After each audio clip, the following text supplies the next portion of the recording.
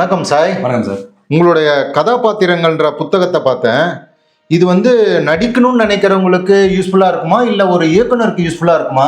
ஆக்சுவலாக இது 2 பேருக்குமே யூஸ்ஃபுல்லாக இருக்கும். புதுசாக நடிக்கணும்னு வர்றவங்களுக்கும் ஏற்கனவே நடிச்சிட்டு இருக்கிறவங்களுக்கும் இதில் நான் வழிவகைகள் கொடுத்துருக்கேன். அது போல இயக்குனர்களுக்கும் ஒரே படைப்பை ஒரே கதாபாத்திரத்தை படைக்காம இருக்கிறதுக்கும் இதில் நான் வழிமுறை கொடுத்துருக்கேன். சார், உங்களுக்கு ஒரு விஷயம் தெரியுமா? கதாபாத்திரங்களுக்கு 70,000 வகையான நிறங்கள் இருக்குன்னு உங்களுக்கு தெரியுமா? அது என்னுடைய ஆய்வுல தான் எனக்கே தெரிஞ்சது. பொதுவா நம்ம கதை எழுதும் போது என்ன தவறு செய்வோம் அப்படின்னா, நம்ம மனசுல என்ன கதாபாத்திரம் தோணுதோ அதுதான் எல்லா கதைகளிலும் நம்ம படிச்சுட்டே இருப்போம். அப்போ பார்வையாளருக்கு என்ன ஆகும்னா, இவர் ஒரே மாதிரியான கதாபாத்திரத்தை படைச்சிட்டு இருக்காரு அப்படின்னு தோணும். இந்த புத்தகம் மூலமா 70,000 வகையான 70,000 நிறத்தில் உள்ள கதாபாத்திரத்தை நம்மளால படைக்க முடியும். இது என்னன்னு தெரிஞ்சு ஒரு பெரிய நடிகராகவும் ஆக முடியும். இது சிறந்த கையேடுன்னு நான் சொல்லுவேன். நன்றி சாய்.